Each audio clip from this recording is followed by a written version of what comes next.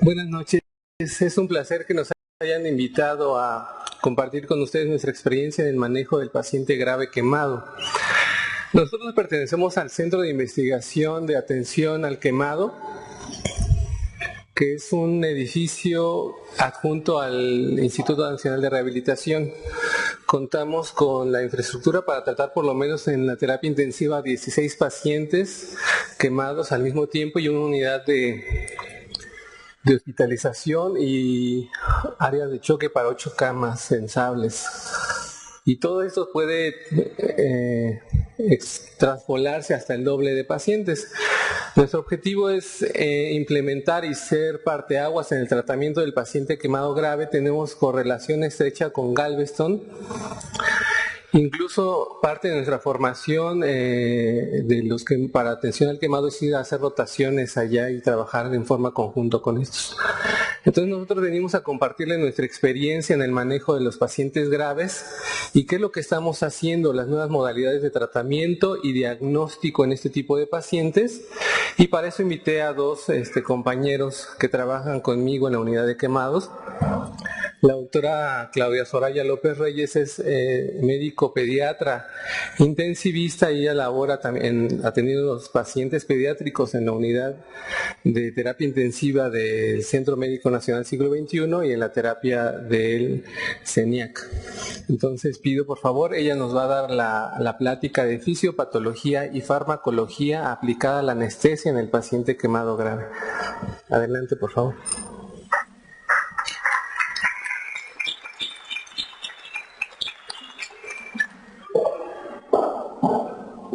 Bueno, buenas noches. Gracias por acompañarnos. Bueno, entonces, como dijo Marco, me tocó el tema de fisiopatología del paciente quemado. Vamos a hablar de, bueno, desde el inicio la definición fue dada en 1894 por el doctor Aldrich, que comenta que una quemadura va a ser una pérdida de la sustancia de la superficie corporal y la destrucción de la piel y tejido celular subcutáneo por lesiones o alteraciones térmicas. Se comenta que en Estados Unidos, que es donde tienen mejores estadísticas, hay hasta 700,000 quemaduras que requieren tratamiento hospitalario al año. De estas, 4,500 aproximadamente van a ser consecuencia de algún incendio y finalmente van a fallecer. La atención en México para los pacientes quemados tomó un realce a partir del incendio de la guardería ABC.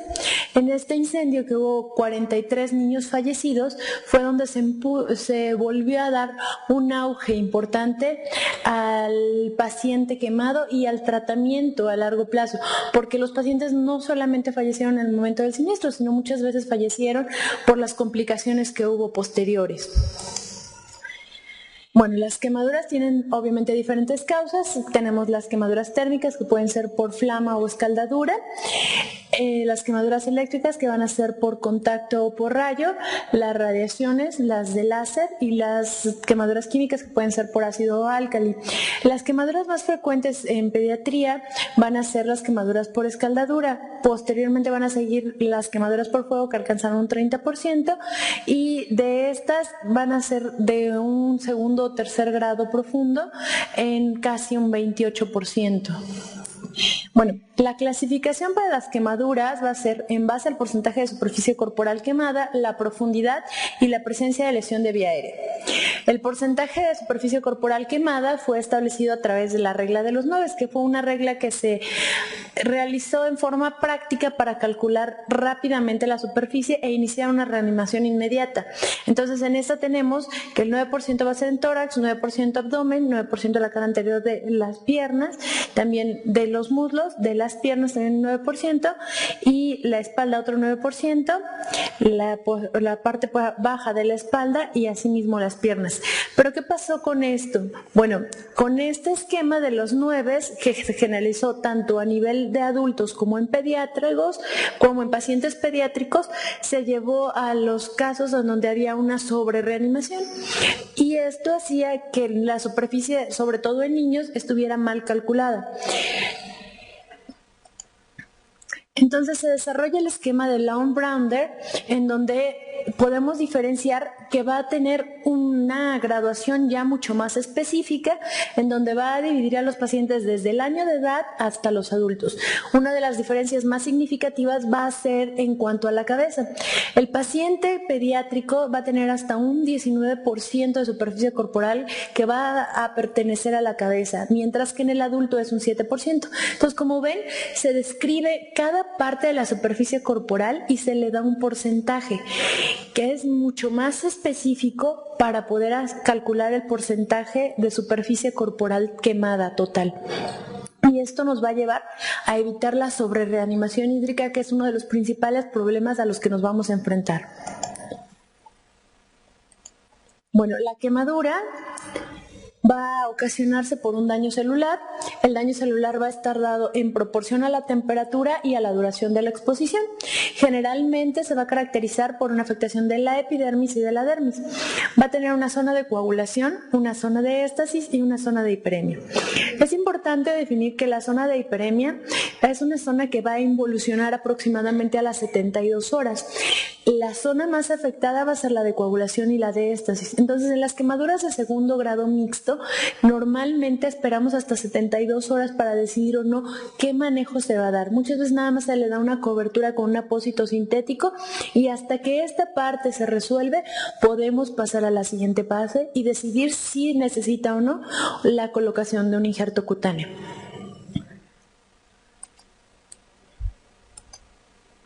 Bueno, entonces las quemaduras de primer grado van a ser las quemaduras solares. Generalmente estas no requieren ningún tratamiento hospitalario y por lo que se van a caracterizar estas es porque tienen una presencia de un dolor muy importante.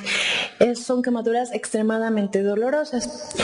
Las quemaduras de segundo grado, que pueden ser superficiales y profundas, van a ser quemaduras que también generalmente sí son dolorosas, pero a mayor profundidad va a ser menor el dolor, porque de esta manera se lesiona la dermis, y se lesionan los corpúsculos nociceptores. Y las de tercer grado, en estas, a pesar de lo aparatoso que son, no es tanto el efecto del dolor, pero hay otro tipo de complicaciones. Entonces, una de las principales causas en las quemaduras va a ser el edema. El edema lo podemos explicar por la ecuación de Frank-Starling, en donde tenemos el volumen del líquido que va a estar dado por el cociente de filtración menos la presión corporal menos la presión hidrostática intersticial, a la que le vamos a hacer la diferencia de la presión del cociente de reflexión osmótica menos la presión osmótica coloide del plasma y la presión coloide osmótica intersticial. En general, esto son los valores normales que vamos a tener. Cuando hay un paciente con quemadura, hay valores que se duplican, como la presión del capilar. Generalmente aquí va a ser hasta un 50%. Esto nos lleva a una diferencia del 25%. Esto es muy importante porque igual la presión oncótica del plasma va a disminuir y también va a disminuir la diferencial. Cada uno de estos valores, la presión intersticial, que normalmente va a ser de -2 a 0, en los pacientes que todavía no reciben una reanimación va a ser hasta de -100 milímetros de mercurio, y en los pacientes que ya tienen una resucitación puede llegar a ser a -5 milímetros de mercurio. Esto, como vemos, también nos lleva a una diferenciación muy amplia. Y finalmente el cociente de filtración. El cociente de filtración generalmente normal va a ser de 0.003 mililitros por minuto por milímetro de mercurio. Y en los pacientes post quemaduras se incrementa de 2 hasta 3 veces. Esta es la causa de por qué hay tanta extravasación de líquidos y extravasación de proteínas. Entonces, tenemos que en la primera fase de la quemadura vamos a tener una liberación importante de histamina que proviene de los mastocitos y generalmente nos va a llevar a una vasodilatación, y a su vez las prostaglandinas, la I2 y la E2 nos van a llevar también a una vasodilatación importante, y la serotonina a su vez nos va a llevar también a vasodilatación. Estas tres son vasodilatadoras, y el factor de agregación plaquetaria nos va a perpetuar la vasodilatación. Todo esto en las primeras 48 horas de la quemadura. Y como contraparte, bueno, va a haber una liberación masiva de catecolaminas, en donde vamos a tener liberación importante de norepinefrina y epinefrina, tratando de producir una vasoconstricción que compense la extravasación de líquidos. Asimismo, hay una liberación de angiotensina 2, de vasopresina, y el factor liberador de corticotropina que intenta regular con una vasoconstricción importante para evitar más extravasación.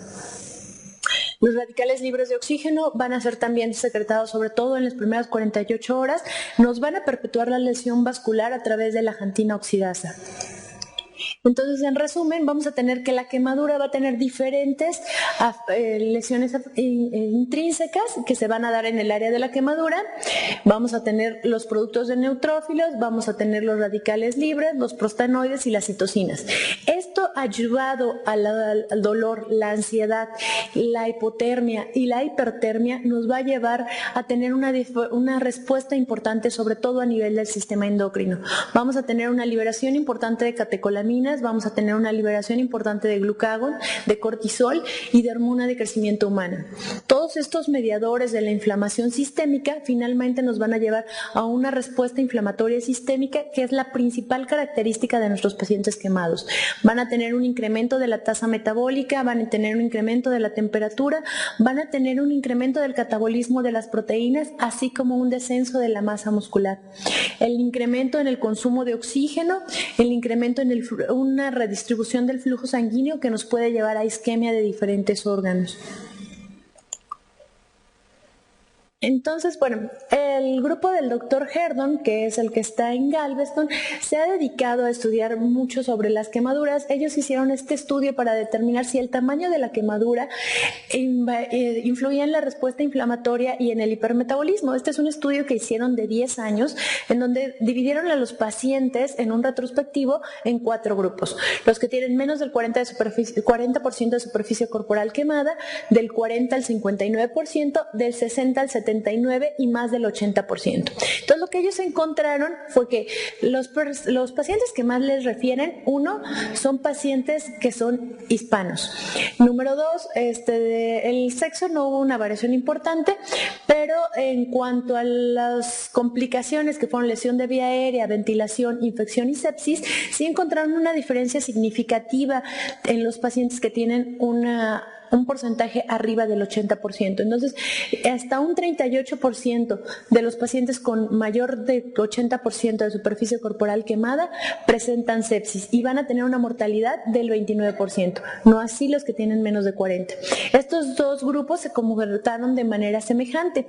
Ellos lo que hicieron fue tomar diferentes muestras, una que tomaron al inicio, una que tomaron antes de entrar a quirófano, una en el postquirúrgico y una que tomaron 4 semanas después. Tomaron una muestra de sangre, una muestra urinaria y determinaron un kit de 17 factores de citocinas y decidieron y observaron cómo se comportan las citocinas en los diferentes pacientes.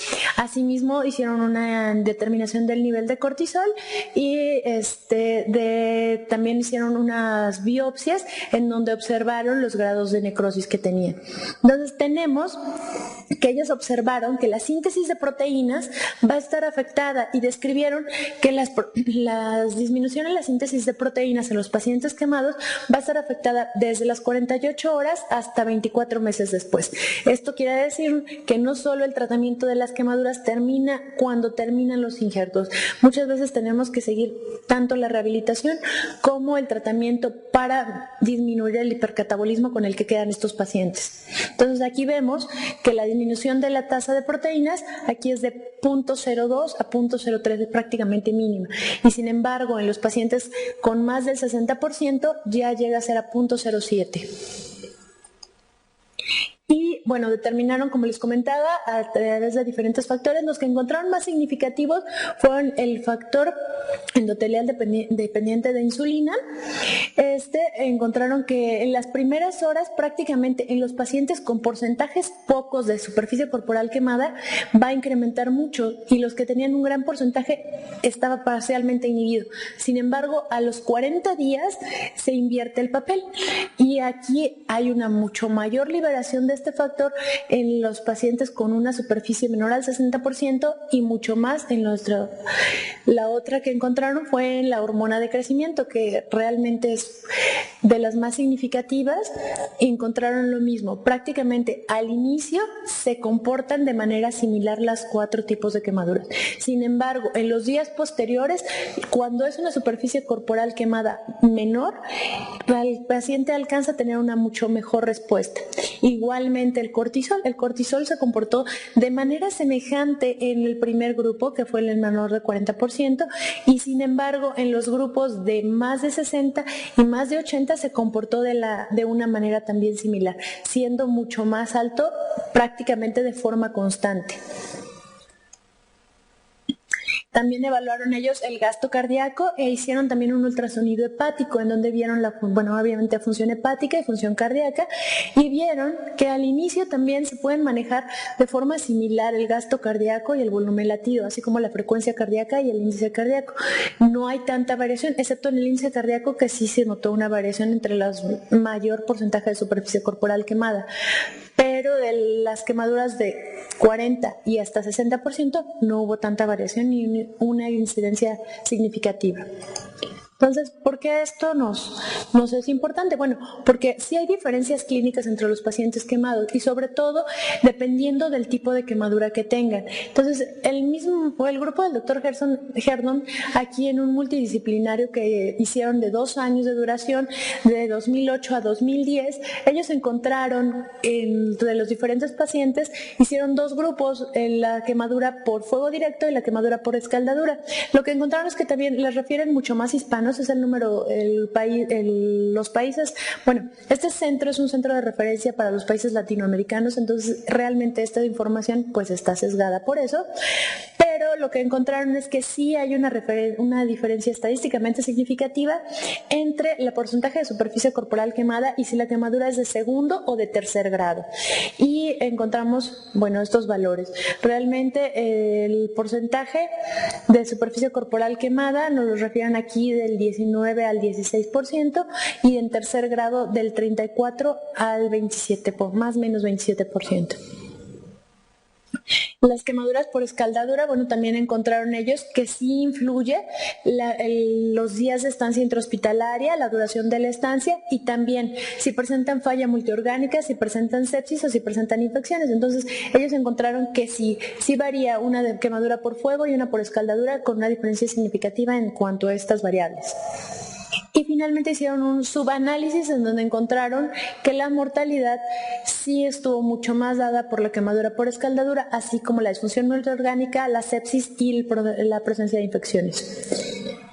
Hicieron una determinación de interleucinas, también ellos aplicaron el mismo kit de 17 factores y encontraron diferencias significativas entre la interleucina 6 y la proteína C reactiva, en donde encuentran que es persistente, mucho más alta en las quemaduras por flama que en las quemaduras por escaldadura.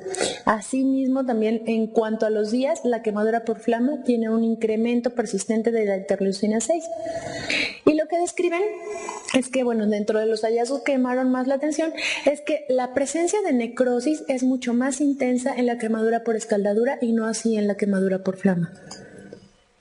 Bueno, la quemadura por corriente eléctrica va a ser el daño producido por la corriente eléctrica y va a generarse a través del paso de la corriente por el objeto. Y puede también ser la lesión por flama. La quemadura eléctrica tiene ciertas peculiaridades, como que tiene un sitio de entrada y un sitio de salida. Y dependiendo de eso va a ser la gravedad a la que nos vamos a enfrentar. Entonces, se hicieron las guías para el manejo de las quemaduras eléctricas, en donde lo primero que hay que hacer, bueno, la reanimación hídrica también, asegurar la vía aérea, igual el ABC como en cualquier quemadura, pero aquí hay que vigilar mucho la contusión miocárdica porque puede haber la presencia de fibrilación ventricular. La quemadura eléctrica, bueno, nos va a producir contusión miocárdica, fallo renal por rhabdomiólisis, déficit neurológico que puede variar desde pérdida del estado de alerta, sobre todo al momento de la quemadura. Tomemos en cuenta que esto generalmente es en personas jóvenes que se dedican a trabajar y generalmente puede ser relacionado también a caídas de diferente altura, entonces puede haber pérdida del estado de alerta, puede haber convulsiones o puede haber algún déficit neurológico posterior. También la formación de cataratas se describe como parte de la quemadura eléctrica. En la vía aérea, bueno, Linares y colaboradores describieron 4 fases: la exudativa, degenerativa, proliferativa y reparativa.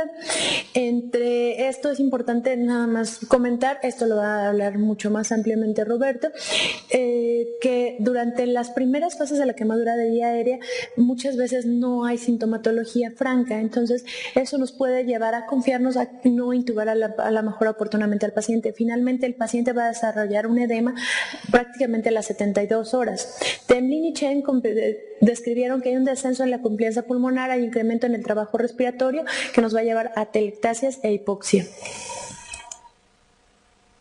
Bueno, en cuanto a la circulación, vamos a tener que los sobrevivientes de la quemadura tuvieron una mejor entrega de oxígeno que los no sobrevivientes. Y bueno, dentro de las complicaciones que tenemos es que hemos visto pacientes que hasta el esquema de Parkland se puede aplicar hasta 2 veces lo que debería ser. Puede haber una ceguera por neuropatía isquémica y un síndrome compartimental abdominal. Sharosky y colaboradores demostraron que los pacientes en el posoperatorio responden con hipotermia. Los que responden con hipotermia incrementan el riesgo de mortalidad. ¿Por qué es importante? Porque la hipotermia, bueno, va a estar conducida a través del hipotálamo y vamos a tener los mecanismos de respuesta a la hipertermia y a la hipotermia, y generalmente pueden estar alterados y no presentarse de forma adecuada. Entonces vamos a tener que además los mecanismos de temblor, los mecanismos de termogénesis, vasoconstricción, sudoración y vasodilatación generalmente se llegan a presentar en 37, 38 o menos en 36 grados, que generalmente es la respuesta normal. Sin embargo, en el paciente quemado lo que vamos a encontrar es que los mecanismos tienen un umbral mucho más amplio, encontrándose prácticamente la sudoración y la vasodilatación al mismo grado. Sin embargo, el temblor, los mecanismos que no son relacionados al temblor y la vasoconstricción alcanzan temperaturas hasta de 35 grados. Entonces el paciente cuando presenta estas condiciones tiene muy mal pronóstico. Entonces, en la fase aguda, bueno, ya comentamos que hay una dilución de las proteínas plasmáticas, expansión del líquido intracelular, disminución del flujo hepático y renal, disminución del gasto cardíaco e incremento en el aclaramiento de algunos medicamentos. Rápidamente, bueno, el descenso de la albúmina nos va a afectar en fármacos como el diazepam, el tiopental, que son prácticamente transportados por esta. El incremento de la glicoproteína A alfa también nos va a disminuir la eficacia del propanolol, la lidocaína y la imipramina. Durante la quemadura ocurre un proceso importante que es el down regulation y el up regulation. Este va a estar alterado por todas estas condiciones. Entre los fármacos que más se ha descrito es la succinilcolina. Lo que se vio fue que durante las secuencias de intubación rápida presentaban diferentes tipos de complicaciones.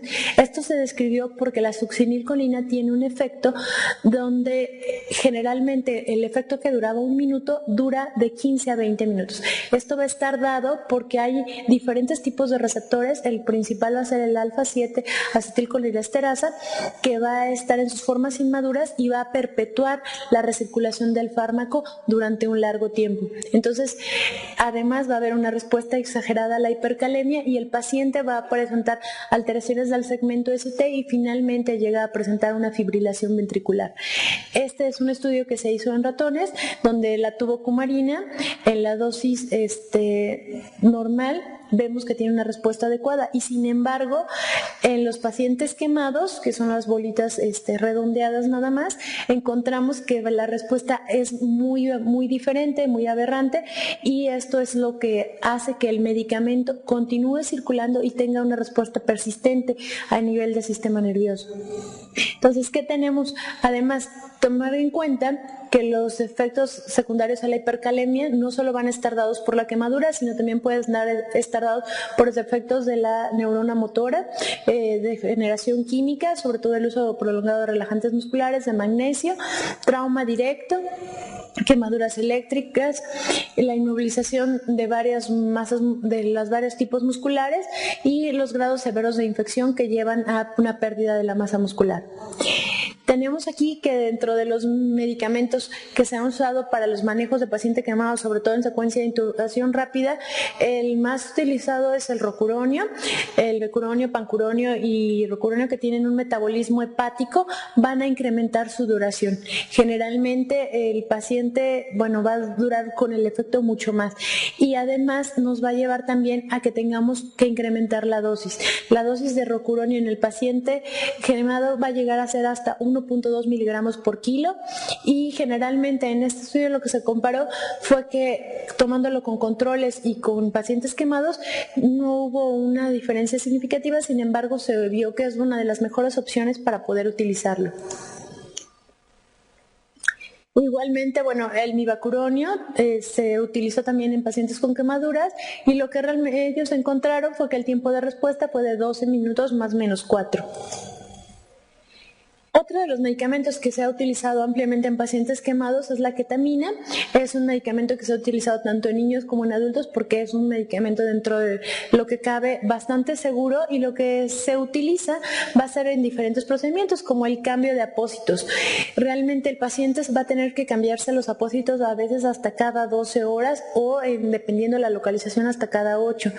La inserción de casquetes vasculares, los diferentes procedimientos de movilización, la alimentación enteral, el moldeamiento de la cara, sobre todo cuando se utilizan mascarillas, y podemos utilizarlo, aquí se describe nada más el número de veces que lo utilizaron según el procedimiento. Los factores, lo que encontraron como complicaciones, fue una disminución en el contenido de oxígeno, la presencia de apneas y la presencia de obstrucción de la vía aérea, que prácticamente solo se refirió en un paciente. No hubo la presencia de apneas se describió en 2 pacientes. Sin embargo, dentro de las complicaciones que encontraron ellos es que se pudo utilizar sin mayor complicación y no hubo más efectos adversos. El porcentaje, lo que describieron en este estudio sobre todo fue que el número de eventos va a estar relacionado con la dosis, porque también el paciente crea cierto tipo de tolerancia. Entonces, cuando es el primer evento, la dosis fue de 1.9 miligramos por kilo. Sin embargo, ya después de 10 eventos, de todos los anteriores que les comenté, la dosis llegó a ser de 4.5 miligramos por kilo. Los opioides también son otro fármaco que se utiliza ampliamente en el manejo de pacientes quemados, sobre todo en la fase aguda y en los procedimientos y movimientos. Uno de los principales factores adversos para el uso de opioides va a ser la rápida tolerancia que presentan. Y de las cosas que se empezaron a describir, de las descripciones actuales, es el procedimiento de hiperalgesia en los pacientes quemados. Esto se relacionó con los opioides como un síndrome en donde hay un incremento de la sensibilidad, una disminución de la tolerancia al fármaco, a pesar del incremento de la dosis no hay mejoría en el dolor. Entonces, aquí encontramos que se empiezan a describir 2 situaciones totalmente diferentes en el uso de los opioides: la tolerancia y la hiperalgesia. Entonces, las características del dolor en los pacientes que tienen tolerancia va a ser que generalmente el dolor va a ser el mismo. El paciente va a referir un dolor que es el mismo desde el inicio de la quemadura. Y en los pacientes con hiperalgesia va a ser pacientes que van a tener un dolor mucho más difuso, van a tener otras localizaciones, van a referir una sensación de alodinia y hiperalgesia generalizada. La sensibilidad al dolor no va a cambiar en los pacientes que desarrollan tolerancia y disminuye en los pacientes que tienen hiperalgesia. Otra de las cosas va a ser el incremento de la respuesta a la dosis de opioide, que en general en los pacientes que desarrollan tolerancia puede mejorar. Sin embargo, en los pacientes que desarrollan hiperalgesia refieren un empeoramiento del dolor. Y la otra es la disminución de la dosis del opioide. Generalmente va a empeorar el dolor en los pacientes con tolerancia y va a mejorar el dolor en los pacientes con hiperalgesia. Para tratar esta situación de la hiperalgesia asociada a opioides se han usado diferentes fármacos. Dentro de los principales que han podido ser la ketamina, el dextrometorfano, la memantadina, los antiinflamatorios no esteroideos como el parecoxib, los antagonistas alfa-2 como la clonidina, la dexmedetomidina, los agonistas de canales del calcio como gabapentina, pregabalina, los antagonistas de serotonina como el ondansetron, el lacetrón, y los antagonistas beta, como el esmolol y el propanolol. Entonces estos fármacos adyuvantes nos van a ayudar no solo a que no hagamos la tolerancia a los medicamentos opioides, sino disminuyen el síndrome de hiperalgesia por opiáceos. Entonces, otro de las situaciones a las que nos encontramos es la rotación de opiáceos. Un paciente quemado, dependiendo del grado de quemadura, va a ser generalmente hasta tener 2 o 3 meses de hospitalización. Entonces, esto implica aproximadamente una estancia intrahospitalaria, bueno, no solamente larga, sino la necesidad de diferentes procedimientos quirúrgicos. Entonces, tenemos la tabla de equivalencia de opioides y, bueno, los pasos para hacerlo. Generalmente, lo ideal es rotarlos cada 3 semanas, calcular la equivalencia y aplicar una dosis de reducción adicional con el nuevo opioide que se va a utilizar. Generalmente va a ser equivalente a la dosis de inicio, va a haber una reducción del 50% si el paciente estaba recibiendo una dosis alta de opioides, y generalmente esto se describió como que no se utiliza ni en blancos ni en ancianos, y la disminución del 25% de los pacientes sin las características arriba mencionadas. El paso 2 es asesorar al paciente sobre las características del dolor para que podamos describir o podamos detectar en forma pronta la hiperalgesia y la posibilidad de efectos adversos, el estado médico y los factores biopsicosociales. Generalmente esto va a ser importante porque el paciente también puede cursar con un grado de depresión que se puede tratar con algún medicamento antidepresivo. Y bueno, dentro de lo que se está estudiando ahorita para el manejo de pacientes quemados va a ser la metadona. Se empezó a utilizar, este estudio es del año pasado, en donde ellos encontraron que no hay una significancia estadística en cuanto a la mejoría entre el grupo al que se le inició metadona temprana y el que le hicieron la analgesia común que ellos llevan, tanto con opioides como con manejo con midazolam. Entonces, realmente no hubo todavía una diferencia significativa, van a seguir todavía manejándolo. Y el otro, que también fue del año pasado, sacaron una comparación entre el uso de dexmedetomidina y midazolam para la sedación en el manejo de pacientes quemados. Y lo que encontraron, bueno, tampoco encontraron una diferencia significativa, lo hicieron nada más en descripción y prácticamente lo único que refirieron fue un presencio de como evento adverso, la presencia de bradicardia en los pacientes manejados con dexmedetomidina y que no lo presentó el paciente con midazolam. Este se hizo en niños, que realmente en eso no había mucha experiencia, entonces pues todavía se queda a ver qué otras investigaciones arroja el futuro. Y pues eso sería todo. Esta es la torre de nuestra unidad.